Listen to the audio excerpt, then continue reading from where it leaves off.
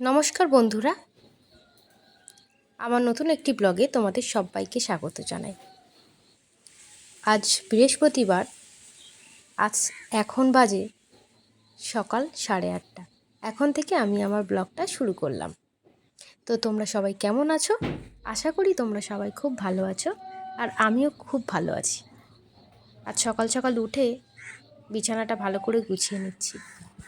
সকাল থেকে তো নানান ধরনেরই সংসারের কাজকর্ম লেগেই থাকে। তার মধ্যে এটা হচ্ছে সবথেকে জরুরি একটা পার্ট, যেটা হচ্ছে নিজের ঘর সুন্দর করে ভেবেছিলাম বালিশগুলো একটু রোদে দেব। সকাল হলেই আমার আকাশটা বেশ আজকে মেঘলা করে রয়েছে। বিছানা তুলে নিতে হয় না সাধারণত, কিন্তু এখন দেখছি কালকে রাতেও একটু একটু বৃষ্টি পড়েছে, তো আজকে সেইভাবে কাচাকুচিও করলাম না, কারণ আকাশটা প্রচণ্ড পরিমাণে মেঘলা করে রয়েছে। যদি শুকনো না হয় ওই জন্য আমি আর এগুলোকে কাচলাম না, আবার একটু ভালো করে ঝেড়ে টেড়ে নিয়ে গুছিয়ে পরিষ্কার করে দিলাম। আজ তোমাদের দাদাভাই একটু সকাল সকাল কাজে বেরিয়ে গেছে, সেই সুযোগে আমিও ঘরটা ভালো করে গুছিয়ে নিচ্ছি। আজকে একটু বেরোনোরও আছে, তো ওই কারণেই একটু তাড়াতাড়ি বাড়ির কাজগুলো সেরে নিচ্ছি। আর রান্না তো ওদিকে বসিয়েই দিয়েছি, ভাতটা হচ্ছে, তো রান্না করা এখনও বাকি রয়েছে, সেগুলোও করব আস্তে আস্তে। একার হাতে করতে একটু তো সময় লাগবে, বলো কি? তো তোমরাও সকাল থেকে কি কি করো, কিভাবে তোমাদের দিনটা কাটে, তোমরাও প্লিজ আমার সাথে সেইগুলো শেয়ার করো। আমিও জানতে চাই তোমাদের সকাল থেকে দিনগুলো কেমন কাটে।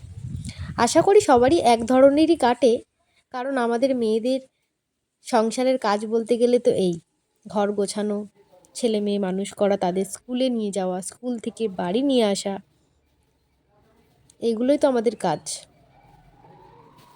তো এগুলো তো আস্তে আস্তে করতেই হবে। তো অনেকটা বেলাও হয়ে গেছে, রান্না কমপ্লিট করতে হবে। তারপরে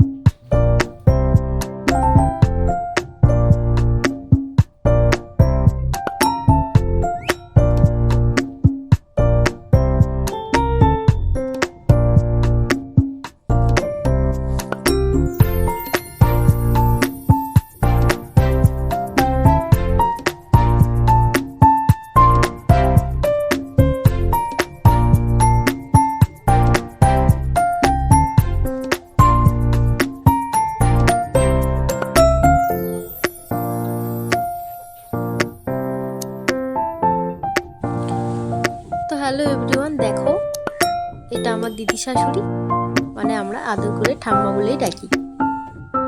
ওনার হাতের কাজ খুব নিখুঁত, খুবই সুন্দর। তোমরা দেখো কি সুন্দর দুটো টিয়া পাখি করেছে। এরকম উনি আরও অনেক বানিয়েছেন, সবাইকে একটা একটা করে দিতে থাকে। আমি বারণ করি, তাও শোনে না। তো খাওয়া দাওয়ার পরে এখন বিকালে একটু ছাদে উঠে গেছি, ঠিক বিকাল না, 3টে 3:30 বাজে তখন। ছাদে ঘোরাঘুরি করছিলাম, আর ওয়েদারটা খুবই সুন্দর ছিল। তো এইভাবে আমি আমার দুপুরটা কাটালাম, বা